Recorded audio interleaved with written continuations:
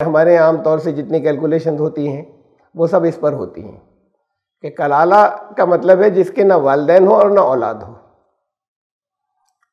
ये भी गलत है। इसमें 3 गड़बड़ है, 3 खामियां हैं। पहली, इसको मैंने अंडरलाइन कर दिया है। दूसरी ये है कि आयत नंबर 12 और आयत नंबर 176 176 दोनों में कलाला का जिक्र है, दोनों में बहन भाई का जिक्र है, और कलाला इसे मान रहे हैं कि वालिदैन भी नहीं है और औलाद भी नहीं है। आयत नंबर 12 में जो बहन भाई के हिस्से हैं वो, और आयत नंबर 176 में जो बहन भाई के हिस्से हैं वो दोनों मुख्तलिफ हो गए। जब दोनों टकरा रहे हैं एक दूसरे से दोनों आयतों के अंदर, तो एक जगह मान लिया कि ये सौतेलों को कहा है, इसमें भाई बहन को अखियाफ ही मानना पड़ा। Subscribe the channel and press the bell icon to never miss a video. औज़ु बिल्लाहि मिनश शैतानिर रजीम, बिस्मिल्लाहिर रहमानिर रहीम। व इन काना रजुलुन यूरसु कलालतुन अव इम्राअतुन व लहु अखुन अव उख्तुन फलिकुल्लि वाहिदिन मिनहुमा सुदुस। सूरह निसा की आयत नंबर 12 और उसका ये बात का हिस्सा है। एक चल रहा था ये पहले से, और इसके साथ आयत नंबर 176। और अगर वो मर्द या औरत जिसकी मीरास दी जाती है या जो किसी को वारिस बनाता है वो कलाला है अगर, और उस मरने वाले का एक भाई और बहन भी है, तो दोनों में से हर एक का छठा हिस्सा 1/6। अब देखिए छठा हिस्सा दोनों का, तो ये तकदीमी बनाए गए, हिस्सा फिक्स हो गया ना। जब शेयर फिक्स होता है तो वारिस नहीं होते, तकदीमी हो जाते हैं। मुझे आपको कलाला समझाना है आज, पूरा दर्स उसमें जाएगा, इसलिए कि कलाला पे बहुत इख्तिलाफ है। और इसमें आयत में ये अल्फाज आए कि अगर वो मरने वाला मुतवफ़ी अगर कलाला हो और उसके भाई बहन भी हो तो दोनों में से हर एक का छठा हिस्सा। तो छठा हिस्सा जब फिक्स हो गया तो तकदीमी हुए। ये तो अब तक याद हो गया होगा आप में से जो दर्स अटेंड कर रहे हैं पिछले। तो इसकी रोशनी में अब आगे इसे बहुत याद रखिएगा कि भाई बहन का हिस्सा फिक्स है, ये आगे तक दरअसा याद रखना है कि ये कलाला है अब मरने वाला, और भाई बहन का हिस्सा फिक्स है, तो ये तकदीमी है। ये उसकी तकदीमी की जो जगह फिक्स की थी उस जगह है ये, और दोनों का छठा हिस्सा है। अब कलाला को अब हम डिस्कस करते हैं, कलाला किसे कहेंगे। वहाँ पर मैंने लफ्ज़ कलाला ही रखा है। कलाला के बारे में बहुत से अक़वाल हैं, एक दो नहीं। एक ये है कि उसकी औलाद नहीं है, जिसकी औलाद नहीं हो और वालिदैन हो उसकी विरासत तक़सीम होनी है। औलाद नहीं है, वालिदैन हैं, वो कलाला है, एक ये कौल है, और इसके हिसाब से लोगों ने अपनी कुछ कैलकुलेशंस की हैं। देखिए इसमें क्या कमी है। ये 2 आयतों में कलाला का जिक्र आया है, आयत नंबर 12 में और आयत 176 में। बहन भाई तकदीमी है, ये आपको फिर दोबारा याद दिलाया मैंने। अब इसे देखिए, जब बहन भाई तकदीमी है और इस कंडीशन में कि वालिदैन हैं औलाद नहीं है, जब वालिदैन है तो उन्हें हिस्सा मिलेगा, वो वारिस होंगे, औलाद की जगह वारिस हो जाते हैं ना। औलाद नहीं है तो वालिदैन औलाद की जगह आए और वारिस हुए। वारिस होने में 1/2 से डिवाइड होता है, 1 और आधा, उसका फीमेल का दुगना उनको मिलेगा, तो ये वारिस है। बहन भाई तकदीमी है, दोनों का हिस्सा बराबर है, 1/6 1/6। ये गलत है। गलत क्यों है इसको देख लीजिए। मतलब वो जो कलाला जब ऐसे माना जाता है तो कंडीशन ये निकल कर आती है, लेकिन ये कंडीशन गलत है। ये गलत इसलिए कि आयत नंबर 11 में जो कुछ गुजरा है इससे पहले, देखिए ये था कि अगर मैयत की कोई औलाद नहीं हो और उसके वारिस सिर्फ उसके माँ बाप हों, यहाँ कलाला ये उसी को तो मान रहे हैं, औलाद नहीं है और वालिदैन हैं। तो अभी आयत नंबर 11 में बता चुके हैं कि अगर मैयत की कोई औलाद नहीं हो और उसके वारिस उसके माँ बाप हों और बहन भाई नहीं हो, तो उसकी माँ का हिस्सा 1/3 और 2/3 बाप का हिस्सा। तो ये औलाद ना हो तो वालिदैन वारिस होंगे, इसमें कहा गया था इस 11वीं आयत के अंदर। और वइन कान लहू इख्वतुन फलिउम्मिही सुदुस, और अगर भाई बहन हो तो माँ के लिए छठा हिस्सा। माँ का फिक्स हो गया तो भाई बहन के आते ही वालिदैन चले जाते हैं, ये भी पहले गुजर चुका है। वालिदैन जो है वो चले जाते हैं, यहाँ तकदीमी हो जाते हैं, और फिर वो बहन भाई वारिस हो जाते हैं। अब ये है, अगर वालिदैन, ये आयत नंबर 11 ने ये बताया था कि वालिदैन तकदीमी पर रहेंगे और बहन भाई वारिस होंगे अगर औलाद नहीं है। और यहाँ पर ये मान रहे हैं कलाला की डेफिनेशन में कि वालिदैन तो हैं, औलाद नहीं है। लेकिन वो जिसे मैंने कहा था, याद रखिएगा कि इस आयत में ये कहा गया 12 में कि वो तकदीमी होंगे, उनका हिस्सा फिक्स है बहन भाई का, वारिस की जगह। ये टकरा रही हैं दोनों एक दूसरे से, दोनों बातें, आयत नंबर 11 की बात और 12 में अगर ये माना जाए कि कलाला उसे कहते हैं कि जिसकी वालिदैन हैं और औलाद नहीं है, तो बैठेगा, तो ऐसे बैठेगा ये, वालिदैन है और औलाद नहीं है, वालिदैन वारिस होंगे, क्योंकि भाई बहन का हिस्सा फिक्स कर दिया गया है इस आयत के अंदर। लेकिन ये ऐसा नहीं, आयत नंबर 11 के हिसाब से वालिदैन वारिस होंगे, बहन भाई तकदीमी होंगे। तो ये दोनों एक दूसरे को कैंसिल कर रहे हैं, वालिदैन तकदीमी हो जाएंगे बहन भाई के आते ही, और बहन भाई वारिस हो जाएंगे। तो ये गलत है, इसलिए कलाला उसे नहीं माना जा सकता जिसके वालिदैन हो और औलाद नहीं हो। आयत नंबर 11 की में जो हम पहले से करते चले आए हैं उससे टकरा रही है बात, उसकी रिवर्स है ये। दूसरी जो मान्यता है, या ये सबसे ज़्यादा लोगों ने लिया है, बड़ी तादाद में, सबसे ज़्यादा जो अक़वाल हैं फ़ुक़हा ने, हमारे आम तौर से जितनी कैलकुलेशन होती हैं वो सब इस पर होती हैं कि कलाला का मतलब है जिसके ना वालिदैन हो और ना औलाद हो। ये भी गलत है, इसमें 3 गड़बड़ हैं, 3 खामियां हैं। पहली, आयत नंबर 176 अभी मैं दिखाऊंगा आपको, उसमें ये कहा कि ऐसा कलाला जिसकी औलाद न हो। तो ये कहने की जरूरत ही नहीं थी, जब कलाला का मतलब ये है कि औलाद नहीं है, या तो ये कहते वालिदैन औलाद दोनों नहीं है। खाली ये कहना, ये देखिए ये है आयत नंबर 176, इसको मैंने अंडरलाइन कर दिया है कि अगर कोई ऐसा शख्स मर जाए जो कलाला हो और जिसकी औलाद भी ना हो, तो ये कलाला को डिफाइन नहीं कर रहे, यहाँ डेफिनेशन नहीं दे रहे, बल्कि कलाला को तो तय करना है कि क्या है। कलाला की औलाद अगर ना हो तो, यह आयत नंबर 176 में कहा, यह आयत नंबर 12 में नहीं कहा था, वहाँ भी कलाला का जिक्र था। तो इसका मतलब कलाला वो भी हो सकता है जिसकी औलाद हो, कलाला वो भी हो सकता है जिसकी औलाद नहीं हो। इस आयत में उसे कहा गया जिसकी औलाद नहीं है, इस 176 में। ये कहने की जब कलाला का मतलब ये है कि उसकी औलाद नहीं है, तो फिर ये साथ में जोड़ने की ज़रूरत ही नहीं थी कोई ऐसा शख्स मर जाए कलाला जिसकी औलाद ना हो, ये एक्स्ट्रा है बात। तो पहली तो खामी ये है। दूसरी ये है कि आयत नंबर 12 और आयत नंबर 176 176 दोनों में कलाला का जिक्र है, दोनों में बहन भाई का जिक्र है, और कलाला इसे मान रहे हैं कि वालिदैन भी नहीं है और औलाद भी नहीं है। आयत नंबर 12 में जो बहन भाई के हिस्से हैं वो, और आयत नंबर 176 में जो बहन भाई के हिस्से हैं वो, दोनों मुख्तलिफ हो गए, एक दूसरे से टकरा रहे हैं दोनों। देख लीजिए, ये आयत नंबर 176 है, अगर भाई बहन हो, मतलब कई भाई बहन हो, मर्द और औरत, तो एक मर्द को 2 औरतों के बराबर हिस्सा मिलेगा, यानी एक भाई को 2 बहनों के बराबर मिलेगा अगर कई भाई बहन है। अब हम उस कंडीशन को लेकर चल रहे हैं कि ये माना जाता है कि कलाला जो है उसके ना वालिदैन है ना औलाद है, तो ऐसा होगा। ये आयत नंबर 176 कह रही है, इसलिए इसमें भी कलाला ही का जिक्र चल रहा है। और 12 क्या कह रही है, इसमें भी कलाला का जिक्र है। 12 ये कह रही है कि दोनों के हिस्से बराबर होंगे बहन भाई के, 1/6 1/6। तो ये एक दूसरे के खिलाफ है।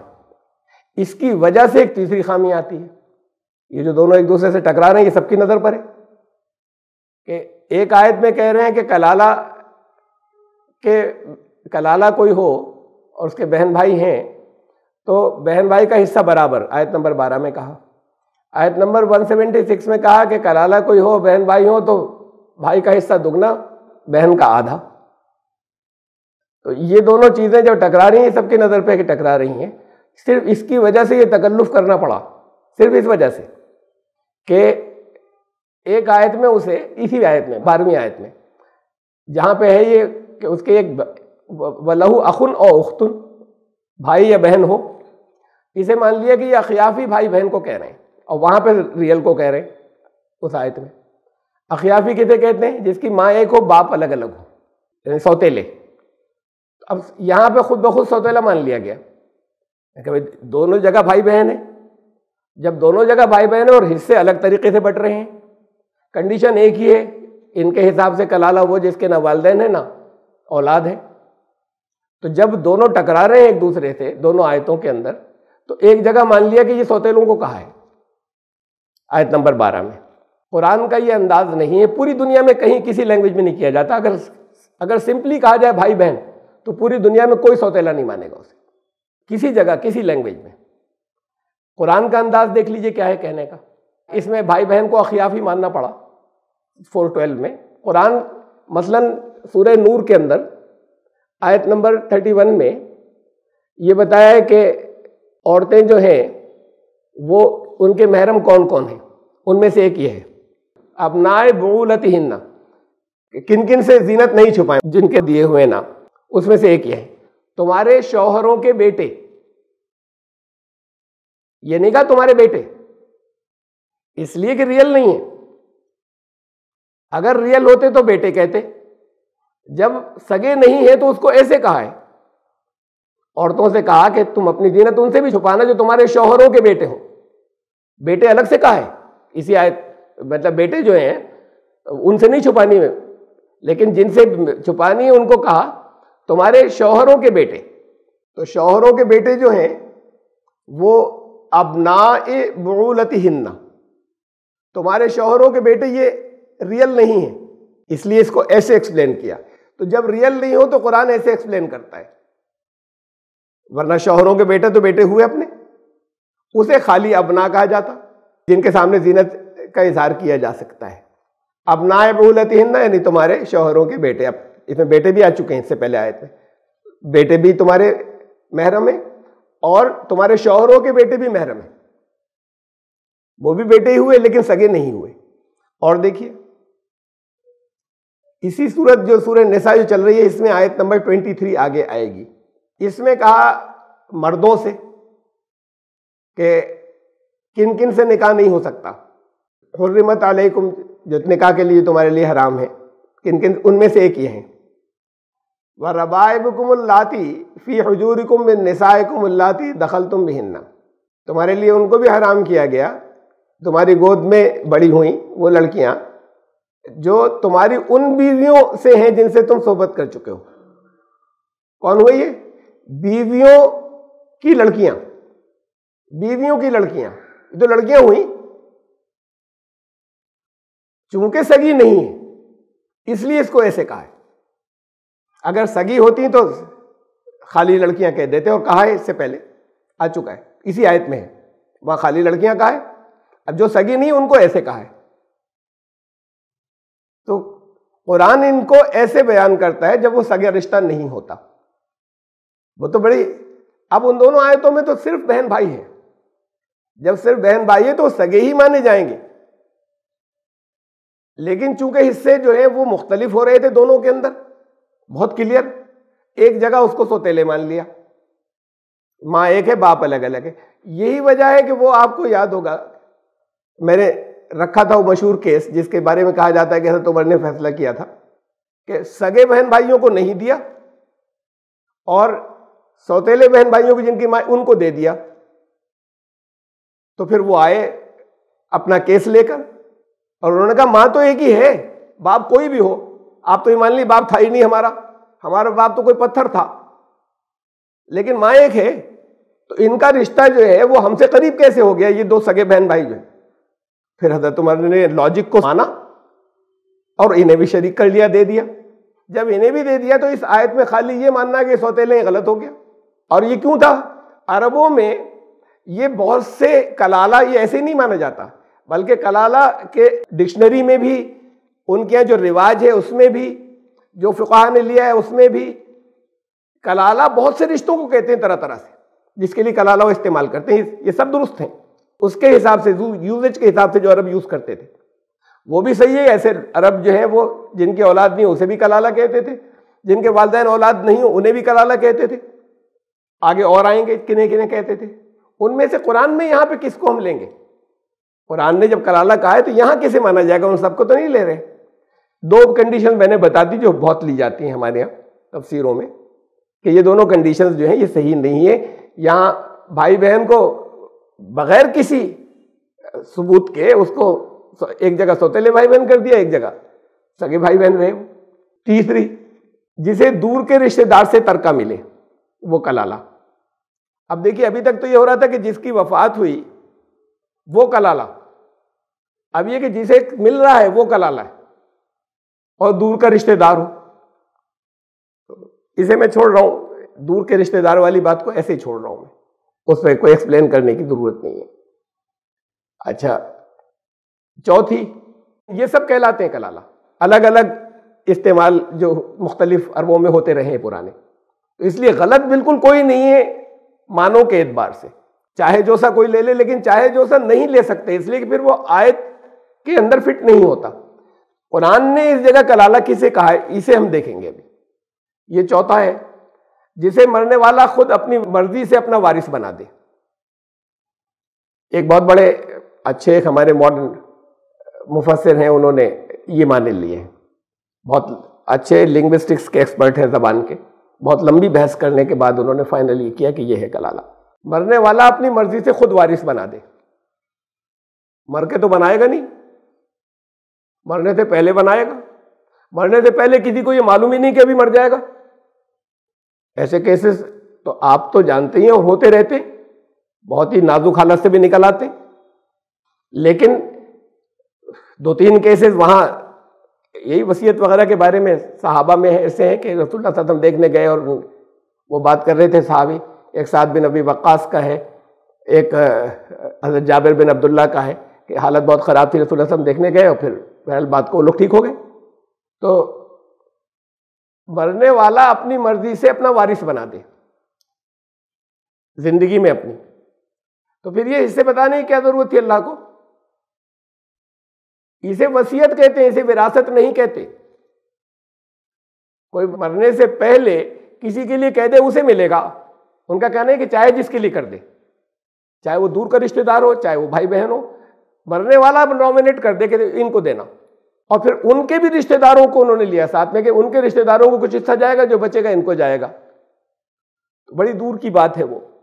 लेकिन असल बात बुनियादी ये है कि वो काबिल कबूल इसलिए नहीं है कि ये वसीयत हुई, ये विरासत नहीं हुई। वसीयत और विरासत में फ़र्क है। तरका और विरासत तकसीम होना वो चल रहा है इन आयात के अंदर। इन आयात में वसीयत का जिक्र नहीं है। बार बार ये कहा है कि पहले जो वसीयत हुई हो वो अदा कर देना, फिर ये तरका तकसीम करना, ये 4 बार कहा है इन आयात के अंदर। ये वसीयत हो गई। अगर वसीयत ही हो गई तो फिर तो जिसकी दिल चाहे कोई वसीयत कर दे और जितनी दिल चाहे वसीयत कर दे मरने से पहले। हिस्से बयान हो रहे हैं कि जो अल्लाह ने तुम्हारे लिए मुकर्रर की, ये कहा भी आयत के अंदर कि अल्लाह ज़्यादा जानता है कौन करीब है कौन दूर है। तो अल्लाह ने जो मुकर्रर किए हैं उससे मत हटना। अब उसमें हम अपना भी कि अच्छा इन्होंने नहीं लिए सौतीले, इनके सामने बहुत क्लियर थी बात कि सौतीले क्यों मान रहे हैं, दोनों जगह सगे होंगे। जब दोनों जगह सगे होंगे और हिस्से अलग हो रहे हैं तो इस वजह से गालिबन उन्हें इस लाइन पर जाना पड़ा कि फिर इसका मतलब कलाला जो है वो, और इस्तेमाल ये भी होता है, उसके बहुत सबूत हैं उन्होंने दिए कि इसके लिए भी इस्तेमाल होता है। वहाँ बोला जाता था भाई बहन के लिए भी, चचा के लिए भी, मामू के लिए भी, दूर के रिश्तेदारों के लिए भी कलाला लफ्ज़ बोलते थे। तो उन्होंने इसको अडॉप्ट कर लिया और इसे ले लिया। लेकिन कुरान इन आयात के अंदर तरके और विरासत की बात कर रहा है, वसीयत की बात नहीं कर रहा। किसी एक जगह कैलकुलेशन सही फिट नहीं हो रही थी और उन्होंने बहुत बिल्कुल सही किया, उन्होंने ये भी नहीं माना कि हम सौतेले मानेंगे भाई बहन को एक आयत के अंदर। तो फिर उनको ये तब्दीली करनी पड़ी कि फिर कलाला जो है हम इसको लें, हम कि वो मरने वाला खुद तय कर दे कौन वारिस होगा। मरने वाला खुद तय कर दे, इसे वसीयत कहते हैं। वसीयत इन आयात के अंदर है नहीं कि वसीयत किसको की जाए। पांचवा, मैं बार बार बता दूं कि इन सब का जिक्र है, मुख्तलिफ सबूत हैं कि वहां इस्तेमाल कलाला, तरह तरह के रिश्तों के लिए कलाला लफ्ज इस्तेमाल होता था। हमें देखना है कि कुरान शरीफ में इन आयात के अंदर कलाला उन सब में से जिन्हें कहा जाता था किसे कहा गया है। ये पांचवा कौल कि मरने वाले के, मुतवफ़ी के वालिदैन और औलाद के सिवा हर एक को कलाला कहते हैं। यानी मरने वाले के वालिदैन और औलाद के सिवा हर एक को कलाला कहेंगे। यानी बहन भाई भी आ गए, चचा ये वो सब कुछ आ गए। अब ये इतने ज्यादा हो गए कि इसमें से किसे, यानी किसे जाए हिस्सा।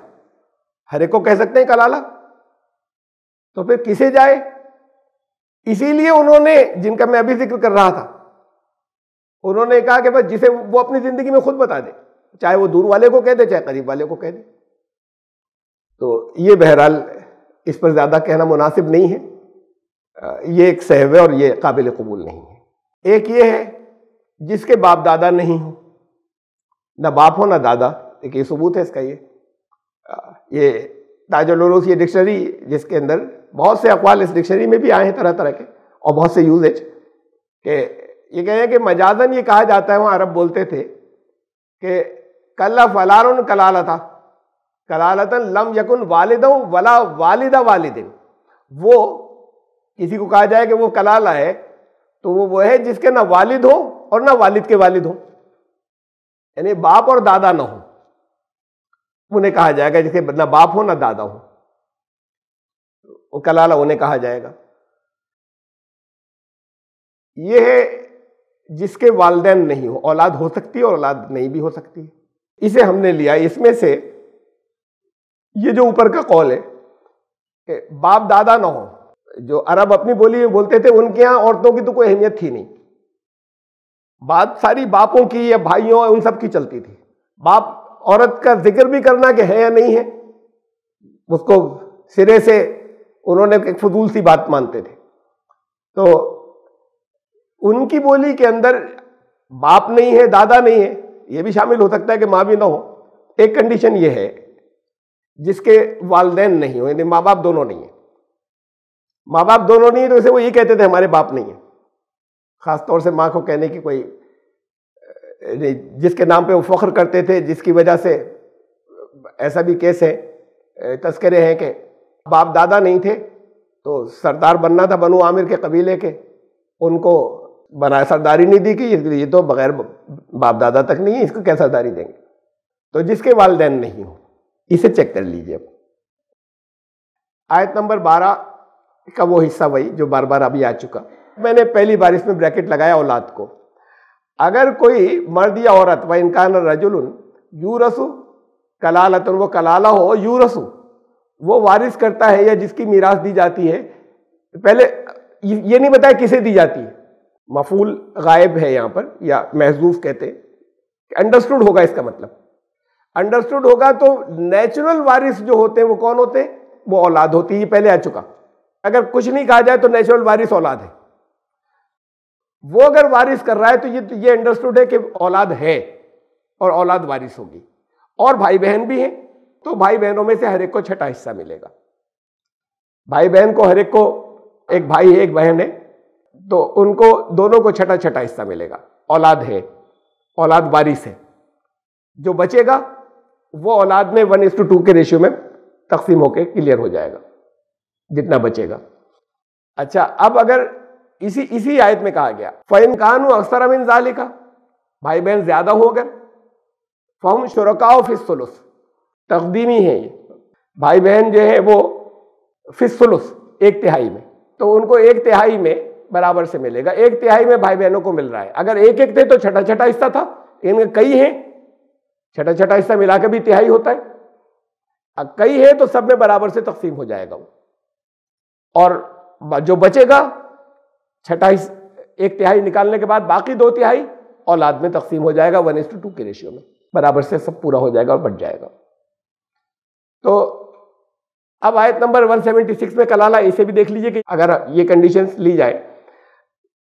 अब ये शुरू कैसे हो रही है इसे भी गौर कीजिएगा।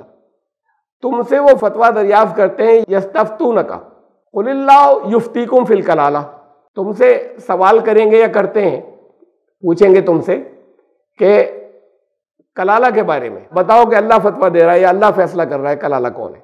अल्लाह तुम्हें कलाला के बारे में फतवा दे रहा है क्या, यानी क्यों सवाल करेंगे जब आ चुका आयत नंबर 12 में, कुछ रह गया वो। आयत नंबर 12 में देखिए यहां पर क्या था, आयत नंबर 12 के अंदर कि औलाद थी, वारिस बना दिया था औलाद को, औलाद थी, भाई बहन थे, भाई बहन तकदीमी, औलाद वारिस। सवाल ये उठ रहा है कि अगर औलाद नहीं हो तो, ये तो बताया ही नहीं, इसलिए इस आयत में लाए कि अगर ऐसा कोई कलाला हो, पहली बात तो ये कही कि तुमसे फतवा मालूम करेंगे, और बीच में छोड़ दिया मैंने, बताया है डॉट डॉट, आखिर में कहा इस आयत के कि अल्लाह तुम्हें वाज़ेह करता है युबय्यिनुल्लाहु लकुम अन तज़िल्लू, ताकि तुम इधर उधर नहीं भटको। कितने अक़वाल है कलाला के बारे में, तो इसलिए तुम्हें फिर वाज़ेह कर दिया जाए। ये बात को क्यों बतलाए, पहले ही क्यों नहीं कह दिया तुम इधर उधर नहीं भटको, तुम्हें खुद समझ लेना चाहिए था, लेकिन अब और वादे कर देते, खुद कैसे समझ लेते।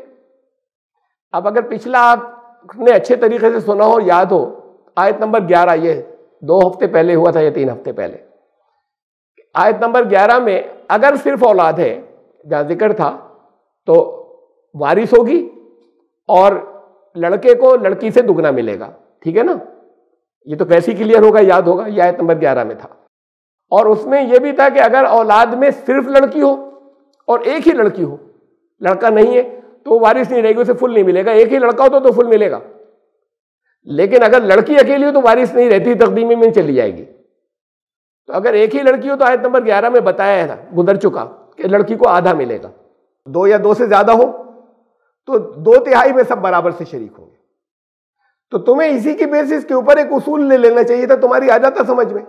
बहन भाई का केस भी ऐसी कि अब अगर औलाद नहीं है, कलाला उसे कहते हैं जिसके वालिदैन नहीं हो, लेकिन साथ में अगर औलाद भी नहीं है तो तुम्हारी खुद समझ में आ जाना चाहिए था, बहन भाई वारिसों की जगह ले लेंगे।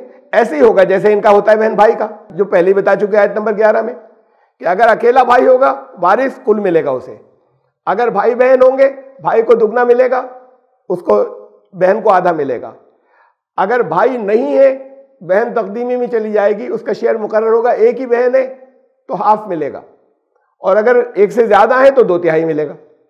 ये तुम्हें खुद समझ लेना चाहिए था। अब सिर्फ यही रिश्ता बच रहा है, वालिदैन नहीं है, और अब का इस आयत के अंदर तुम यही पूछ रहे हो ना कि औलाद भी नहीं हो तो क्या करें, तो तुम्हारी समझ में आ जाना चाहिए था, इसलिए कहा कि तुमसे पूछेंगे, लेकिन अब ठीक है बता देते हैं, और अल्लाह तुम्हें इसलिए वादे कर रहा है कि इधर उधर और नहीं भटको, तुम फाइनली हो जाइए। इतने बहुत से अक़वाल तरह तरह के जो हैं, तो अब यही देख लीजिए कि ये है आयत। अब इसे मैं आखिर तक पढ़ देता हूँ टुकड़ों टुकड़ों के अंदर। इनिमरू हलका लैसा लहू वलदुन वलहू उख्तुन फलहा निस्फु मा तरक, अगर कोई मर्द ऐसा हो, कलाला मर्द, जिक्र इसमें कलाला ही का चल रहा है आयत के अंदर, लंबी हो जाएगी इसलिए मैंने शुरू का हिस्सा नहीं लिया है, वहीं से चला ना, कुलिल्लाहु युफ्तिकुम फिल कलाला, अल्लाह तुम्हें बताता है कलाला के बारे में। उसके बाद ये है, अगर कोई मर्द ऐसा हो, यानी कलाला मर्द जो हलाक हुआ या जिसकी मौत हो गई, लैसा लहू वलदुन, और उसके बेटे नहीं है, औलाद नहीं है, इसी के बारे में तुम सवाल कर रहे थे ना कि औलाद अगर नहीं हो। आयत नंबर 12 में तो वो था कि कलाला है और औलाद भी है, कलाला का मतलब जिसमें वालिदैन नहीं है, 7वीं कंडीशन जो हम लेकर चल रहे हैं।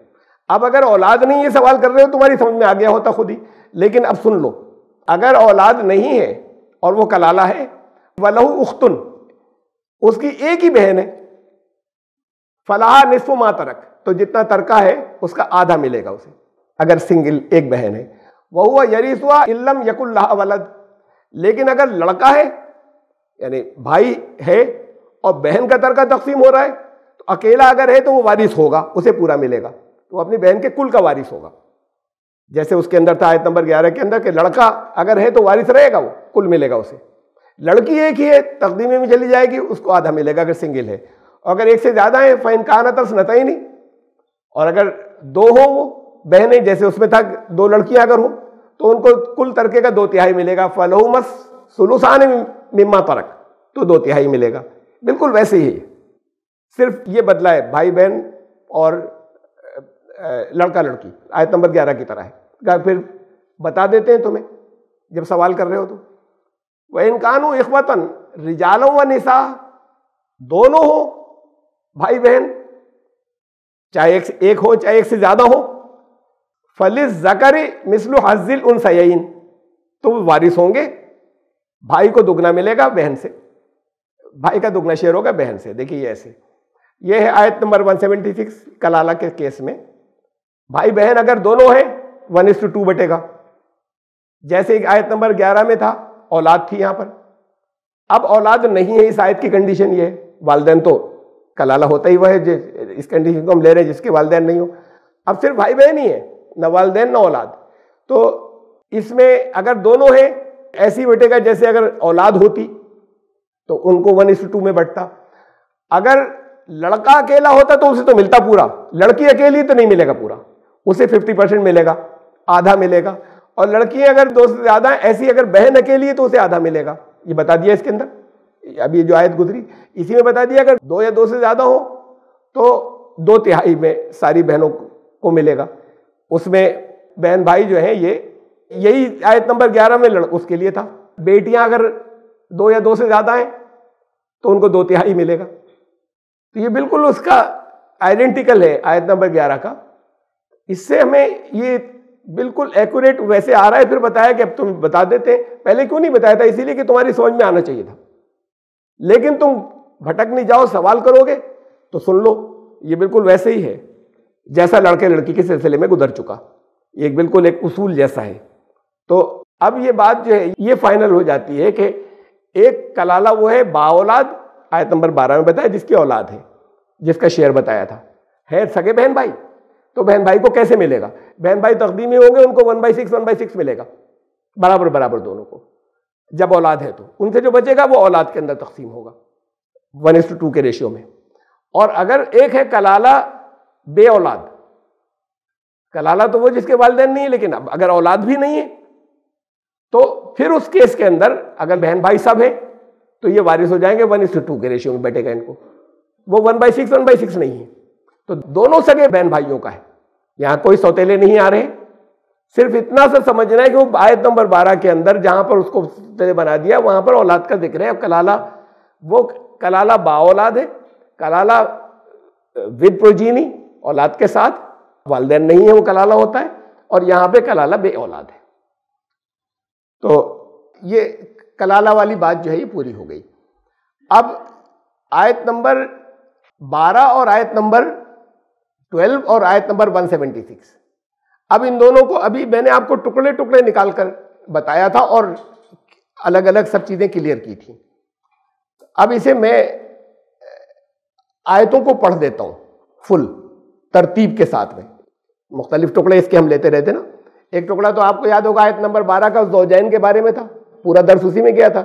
शौहर और बीवी, ये भी आयत नंबर 12 का हिस्सा था, ये बाद वाला हिस्सा था जो कलाला का है।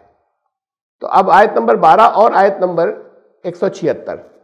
अब आयत नंबर 12 जो है वो है वलकुम निस्फु मा तरका अज़वाजुकुम इल्लम यकुल लहू वलद। अब ये हस्बैंड वाइफ के बारे में है, ज़ौजैन के बारे में, जिनको सबसे पहले मिलता है।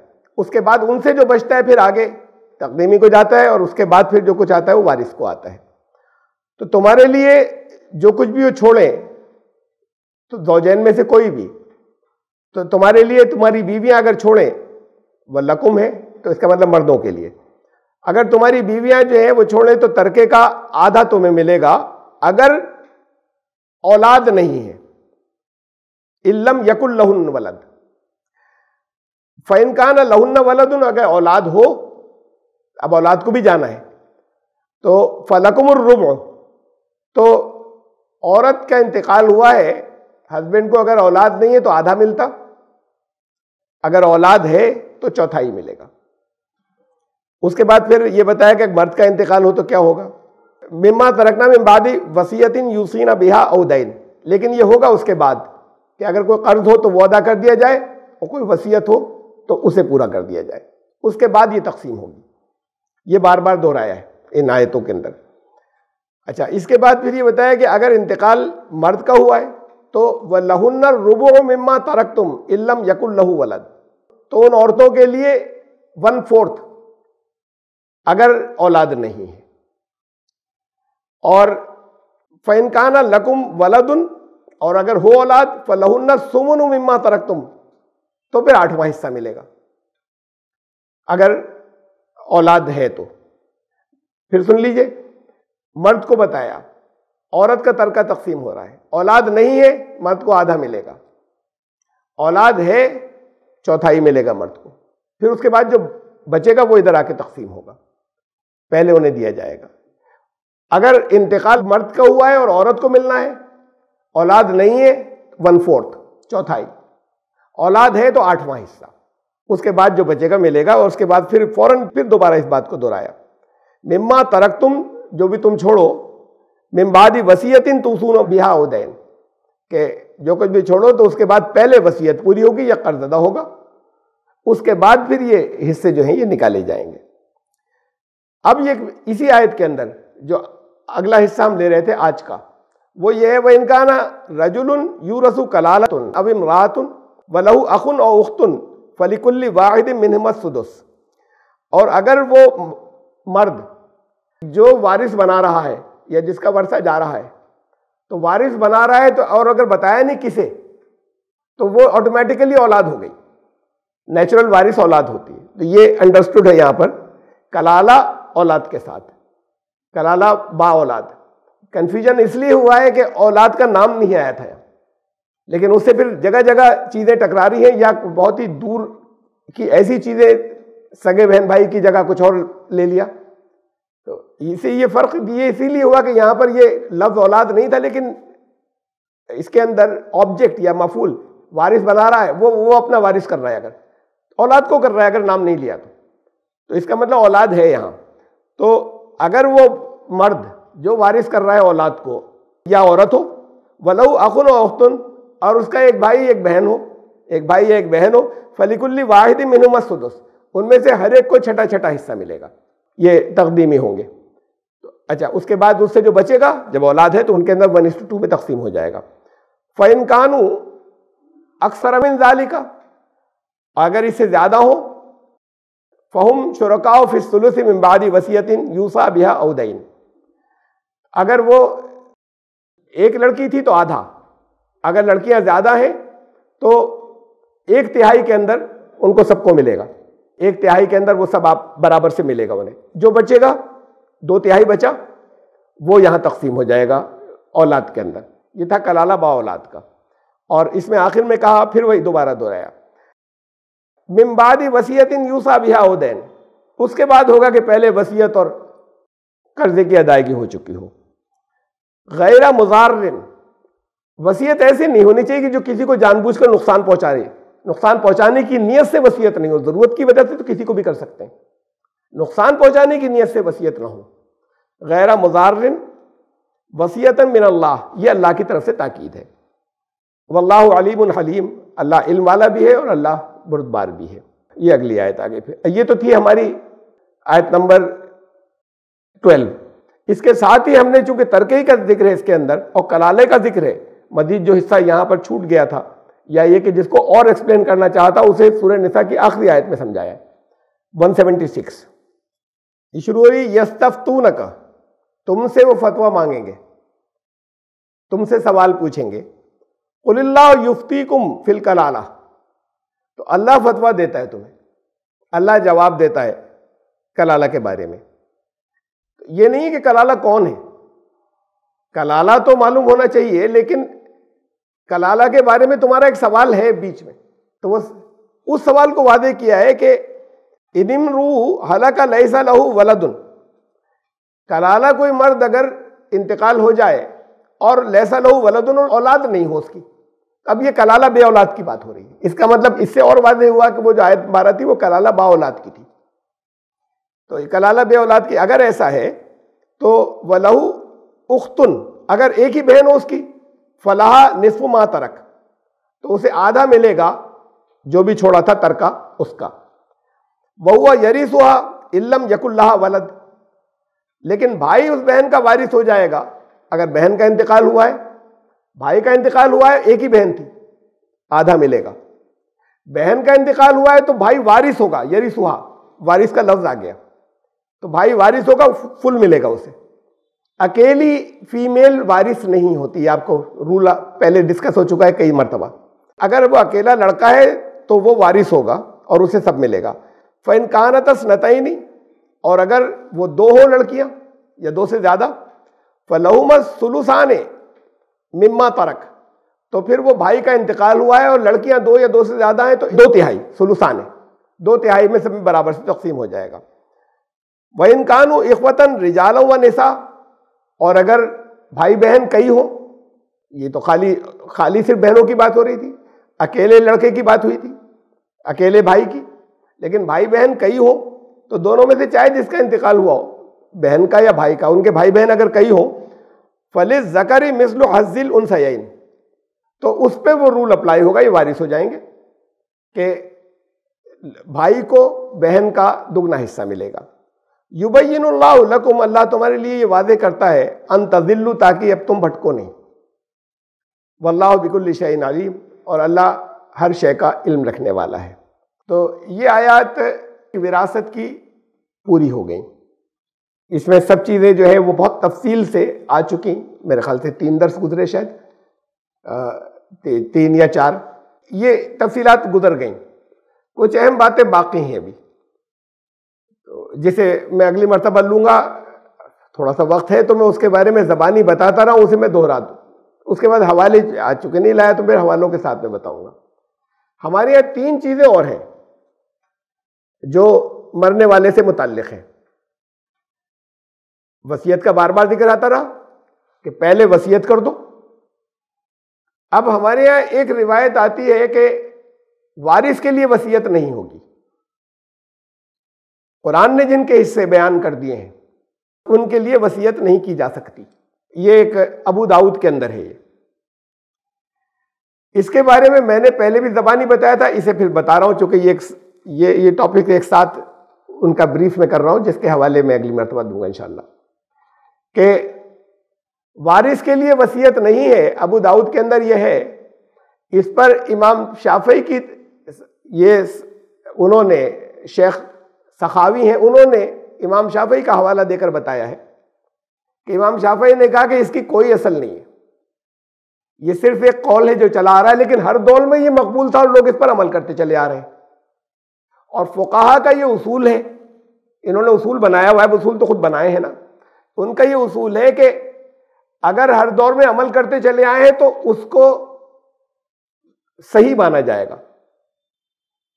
लेकिन एक बात तय हो गई कि हदीस नहीं है। फिर जब ये चूंकि हर दौर में लोग अमल करते चले गए, इसलिए उसको जो है वो अब सही का दर्जा दिया जा रहा है, वरना इमाम शाफई ने कहा इसकी कोई असल नहीं है। जो हदीस के स्कॉलर्स हैं उनके नजदीक इसकी कोई असल नहीं है। हवाला दूंगा मैं बात को उसको। अब हुआ क्या, और ये भी साथ में कहा, चूंकि हर दौर में अमल करते रहे इसलिए इससे कुरान की वो आयत मनसूख हो गई। कुरान की वो आयत, कौन सी आयत मनसूख हो गई?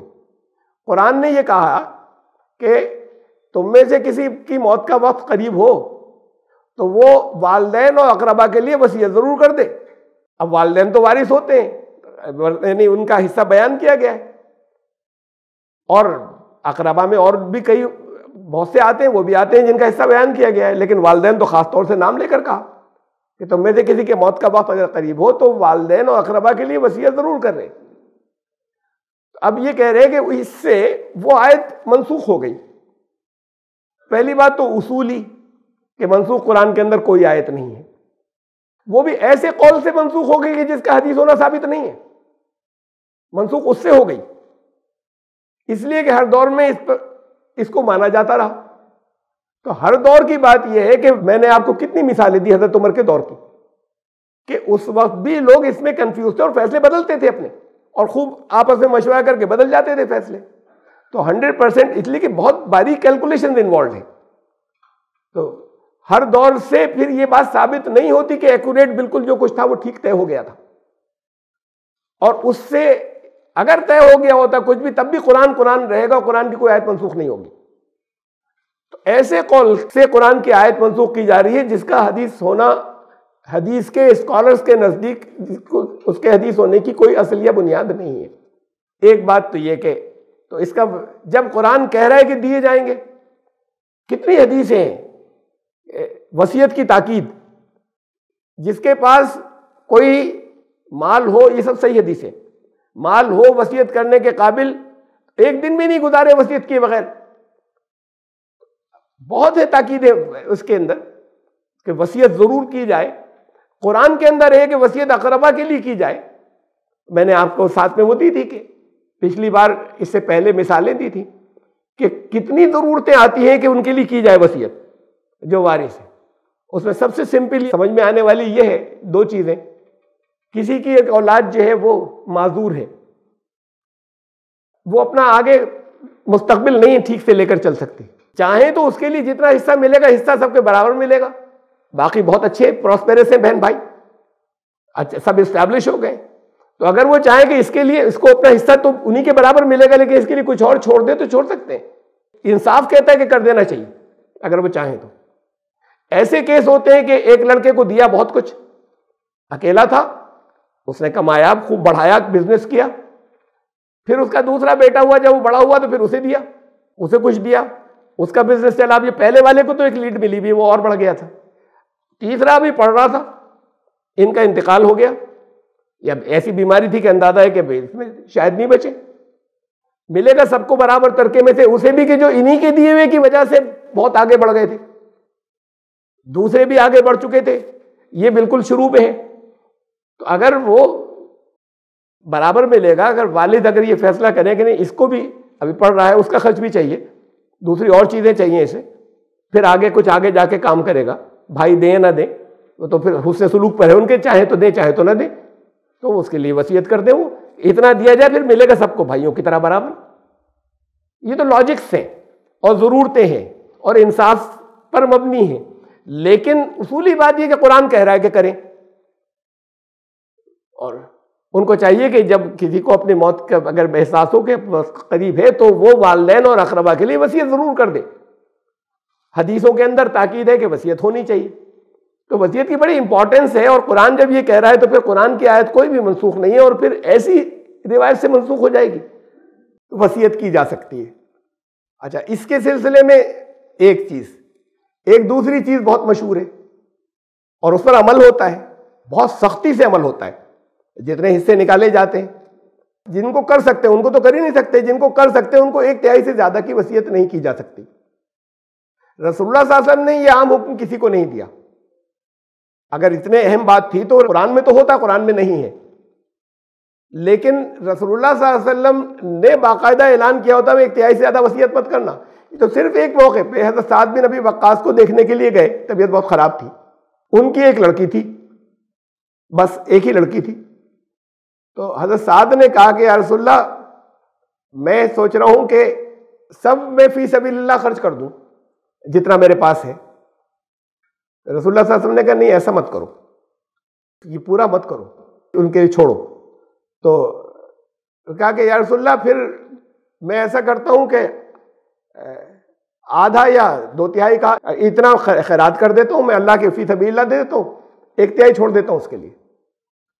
तो कहा नहीं, ऐसा मत करो, ये ज़्यादा हो जाएगा, ये फी सबीलिल्लाह देना। फिर उन्होंने कहा कि या रसूलल्लाह, फिर ऐसा करता हूँ कि 1/3 अल्लाह के रास्ते में दे देता हूँ। तो बोले अच्छा ठीक है, ऐसा कर सकते हो, असल में तो ये भी ज़्यादा ही है। अच्छा ये है कि उन लोगों के लिए छोड़ा करो, वारिसों के लिए छोड़ा करो, उनको महरूम करना मुनासिब नहीं है। ये बेहतर है कि वो तंगी की ज़िंदगी गुजारने से ये बेहतर है कि तुम उनके लिए छोड़ जाओ। मैं मफहूम बता रहा हूँ उसके साथ। ये एक केस के अंदर जिन्हें देखने के लिए गए थे, उनको उन्होंने जब पहली मरतबा कहा था कि या रसूलल्लाह, मैं चाहता हूं कि अपना सारा माल दे दूं, तो कहते ये तो जायज़ नहीं है। वो बार बार अपना कम करते चले गए कि नहीं ये भी मत करो, ये भी मत करो।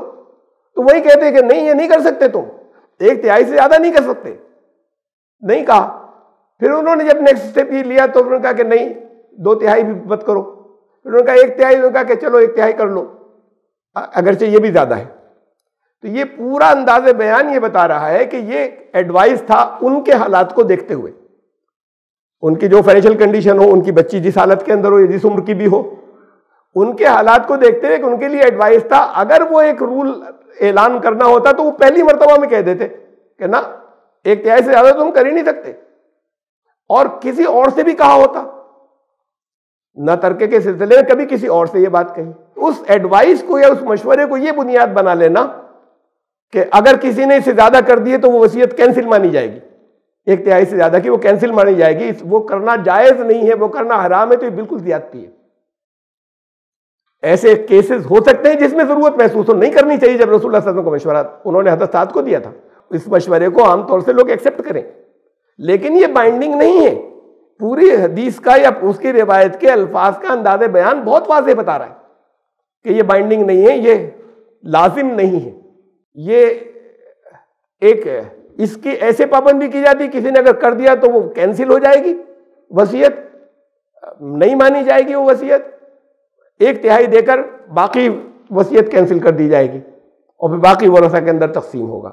ऐसे हालात हो सकते हैं, ऐसी चीज़ें हो सकती हैं जिसमें वो ज़रूरी समझे कि इससे ज़्यादा की कुछ वसीयत करें।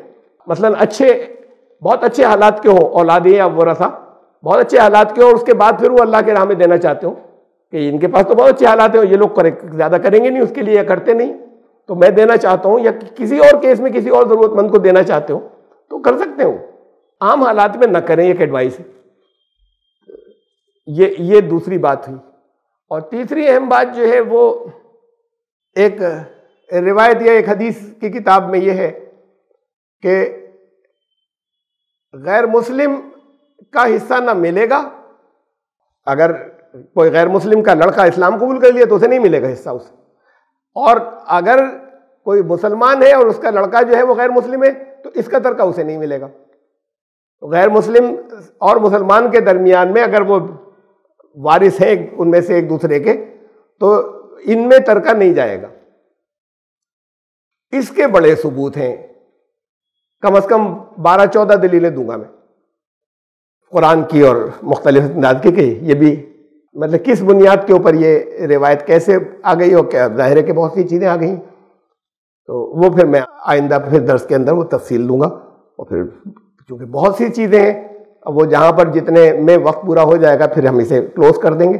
वक्त पूरा हो जाएगा तो उतनी दलीलों पे मैं रोक दूंगा, वरना 12-14 कम से कम ज़्यादा है दलीलें उसकी कि नहीं ये भी ठीक मुनासिब नहीं। खुद कुरान उसके अंदर बहुत सी कुरानी दलीलें हैं और बहुत से लॉजिक की हैं, बहुत सी नेचुरल जस्टिस की हैं मुख्तलिफ अंदाज में, कि ये हक़ तो कभी नहीं जाता कि इसे तब्दीली मज़हब से जो हक़ है वो नहीं जाता। वो चाहे मुसलमान जो है वो लेने वाला हो और चाहे मुसलमान देने वाला हो। सिर्फ एक मैं यहाँ पर मिसाल देके आज के दर्स को मैं कंक्लूड कर रहा हूँ कि जो औरतें कुरान ने कहा कि तुम्हारे यहाँ आ जाएं अपने शौहरों को छोड़कर, दारुल कुफ्र से हिजरत करके आ गई तुम्हारे पास, अब रिश्ता उनका टूट गया, जो अपनी चॉइस से आ गई, तो उन शौहरों से रिश्ता टूट गया, तो फिर उनके मेहर अगर उन्होंने अदा किए थे तो उन्हें वापस कर दो।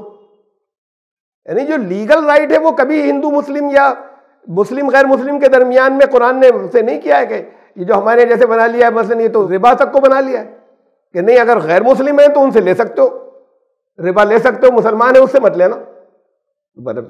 मसाइल इस तरह तक के बना लिए। तो जो कुरान ने कहा कि अगर तुम्हारे यहाँ आ जाए हिजरत करके उनके मेहर वापस लौटा देना रिश्ता टूटने के बाद, और ये ऐसा है कि जैसे था ही नहीं रिश्ता, और अगर तुमसे डिफेक्ट करके कोई औरतें वहां चली जाएं, इस्लाम में से फिरकर अगर उनके यहाँ चली जाएं, तो उसमें फिर उनसे उनके मेहर तलब कर लेना। तो ये लेन देन रहेगा, चाहे वो लीगल लेन देन है, ये बाकी रहेगा। इसको तब्दीली मजहब से इसके ऊपर कोई फर्क नहीं पड़ रहा, इसलिए कि जस्टिस की बात है, इंसाफ की बात है। ये मैंने एक मिसाल दी आपको, इसके अलावा फिर अभी कि वो भी असल में काबिल कबूल नहीं है अगर कायद, और ये तो ख़ास तौर से आम तौर से ऐसा नहीं होता या कम होता है दुनिया में, हमेशा कम हुआ है, क्योंकि मुसलमान जो है वो मुर्तद होकर गैर मुस्लिम होकर निकल जाए, हमेशा कम हुआ है। ऐसा हमेशा ज़्यादा हुआ है कि गैर मुस्लिम इस्लाम कबूल करते रहे, इसलिए तो तादाद बढ़ती रही है। तो हर जगह, हर दौर के अंदर, चाहे वो उसके अंदर अब उनको तरह तरह के उसके अंदर एक्सक्यूजेस देने पड़ते हैं कि ये तो यूं है और लफ्ज जिहाद है और फलां, इसलिए कि अब ये भी नहीं इल्जाम लगा सकते कि ताकत से फैला रहे हैं। थोड़े दिन पैसों का चलाया था, वो भी नहीं लगा सकते कि मुसलमान तो गरीब हैं, कुल मिलाकर बहुत ज्यादा गरीब है दूसरों के मुकाबले में। अगर स्टेटस सारे मुसलमानों का और सारे गैर मुस्लिम से कंपेयर किया जाए तो थोड़े से भी नहीं। तो थोड़े दिन चलाया था, वो भी नहीं। तो फिर अब ये लफ्ज जिहाद वाली बात आई कि इसलिए करते हैं। हकीकत ये कि दुनिया के हर हिस्से के अंदर इस्लाम में आने वालों की तादाद ज्यादा रही है यहां से छोड़कर जाने वालों के मुकाबले में। तो ये लोग जो आ रहे हैं, इनकी साथ ये हक तलफी है कि इनको उनका हिस्सा ना दिलाया जाए। लीगल हिस्सा है, इस्लाम कहेगा नहीं नहीं अब तुम नहीं लोगे। ये तो सपोर्ट करते नहीं और साथ देते नहीं। जो रिवायती मुसलमान है कि नहीं तुम कुर्बानियां दो, खुद पहले दिन उनको 2-4 हज़ार रुपए दे दिए तो दे दिए, और उसके बाद फिर उनका कि तुम्हें घर देख लिया तुमने, इसलिए किया था इस्लाम कबूल। अगर उसका जायज हिस्सा है वो मिलना चाहिए, तो उसके लिए अगर केस लड़ना पड़े तो केस लड़ना चाहिए। वो उसका अपना हिस्सा, जायज हिस्सा था वो। अब इसको ये कह दें कि मैंने उसे छोड़ दो और गैर मुस्लिम से नहीं मिलेगी विरासत। अगर लॉ ऐसा होगा कि अपने हाथ में होगा या इस्लामिक लॉ होगा तो फिर वो लिया जाएगा, और अगर प्रेजेंट लॉ के अंदर गुंजाइश होगी तो वो उसके ऊपर केस दायर किया जाएगा और लिया जाएगा। तो ज्यादा नुकसान में तो यही रहेंगे। बहरहाल ये चंद 1-2 बातें मैंने इस सिलसिले में कही। ये 3 चीजें हैं जो विरासत यानी मरने वाले के साथ में जुड़ी हुई हैं, जिसमें से विरासत से भी ताल्लुक है वारिस के लिए, यानी उस एक वसीयत का कि वारिस के लिए वसीयत नहीं है। तो और फिर वो जो 1/3 वाला है उसका भी विरासत से ताल्लुक है कि 1/3 से तब फिर बाकी वारिसों को बटेगा या तरके में तकसीम होगा। तो फिर इसकी मैंने आपको कुछ डिटेल्स बताई हैं हवालों के साथ में। इसको फिर मैं अगली मरतबा जितनी चीज़ें कवर इसमें हो सकेंगी वो फिर इंशाअल्लाह ज़िंदगी रही तो आइंदा मरतबा। और यहाँ जाकर, और अभी तो आज जो लोग आए या बीच में किसी दिन आते रहे, ये जो 4 दर्स थे, तो दरमियान में आने वाले को तो कुछ नहीं आया होगा समझ में, आ भी नहीं सकता। ये इतना मुश्किल टॉपिक था ये, इसको मैंने बहुत ज़्यादा अपने नज़दीक कोशिश करके बहुत एक्सप्लेन किया था, फिगर से उससे आसान किया था। जिनकी आ गया हो कम लोग होंगे आप में से जो चारों में रहे और उन्होंने बहुत गौर से तवज्जो देकर सुनते ही रहे, कोशिश करते रहे, उनको भी समझ में या अच्छा समझ में जब आएगा जब उसे लेकर दोबारा बैठ जाए और फिर थोड़ा थोड़ा सबक की तरह एक साथ एक दिन में सारे नहीं, थोड़ा थोड़ा सबक की तरह नोट्स बना के याद कर ले, इंशाल्लाह पक्का हो जाएगा। इसलिए कि बहुत मुश्किल टॉपिक है, कैलकुलेशन बहुत इन्वॉल्व है। ये दर्स तो खत्म हुआ आज का। सुभान रब्बिका बिल इज्जति अम्मा यसिफून, सलामुन अलल मुरसलीन, वल्हम्दुलिल्लाहि रब्बिल आलमीन।